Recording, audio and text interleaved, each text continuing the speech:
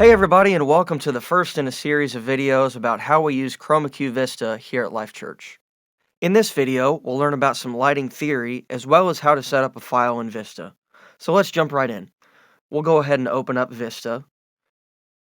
When we do, we'll be prompted to open up a brand new file or open up our most recent file. For this case, I'll open up one that I've created. Now, the first thing we have to do before we even touch Vista is know a little bit about lighting theory. Let's actually start out by talking about the question, what is a universe? The easiest way to describe a universe is you can think about a house. In a house, you have different rooms. You might have a couple bedrooms, maybe a kitchen, maybe a hallway. We can think about a universe like a bedroom. We can actually put things in it such as people, or in this case, lighting. If our lights decide that they want to leave the bedroom or the universe, they have to exit through the door, or, in the lighting world, a physical output. No light will come out unless you patch your universe to a physical output. Much like bedrooms, universes can actually hold a certain number of people, or in this case, lights.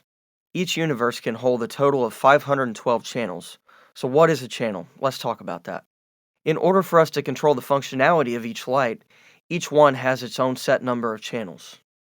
Channel 1 might be intensity, channel 2 might be red, channel 3 might be green, and 4 might be blue. Where it gets a little tricky is lights can actually have different modes. So maybe in mode 1, the light only uses 4 different channels, versus in mode 2, the light uses 7. You can find out what mode the light is in by physically going to the light and checking the settings. Now that we understand channels and modes, we can see how that affects our universes. I can fit several lights in a room that are 4-channel mode, or maybe a little less lights that are in 8-channel mode. You'll notice the rooms are the same size, but the amount of channels each light has determines how many lights you can put in a universe. The last bit of information to know is about DMX addresses. Each light is assigned a number or a DMX address in order for our software to control each parameter correctly. A good example of this is if my first light starts at DMX address 1 and it's in 4-channel mode, my second light will start at DMX address 5. So now that we understand some about lighting theory, let's actually patch a fixture in Vista. So click on the patch window, and then on the right-hand side we can see the search bar where we can search for our light. Here you'll find specific model numbers and DMX modes for your light. I'm going to go ahead and use this MH1 profile and drag it into the universe that I want to use. If I want to add multiple lights at the same time, I can change the quantity field and then drag the lights into the universe. Now that we actually have our fixtures in our universe, we want to patch our universes to physical outputs.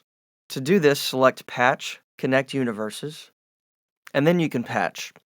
For this example, I'll patch Universe 1 to output 1 of my console, and Universe 3 to output 2 of my console. Once we're done, we just hit Close. Now we're all set up and ready to go. In some cases, for us to actually turn our lights on, we have to select the lights and select Lamp On. Similarly, if you have a light like this, you'll have to turn the lamp off at the end of the day. One other handy feature here is the reset button.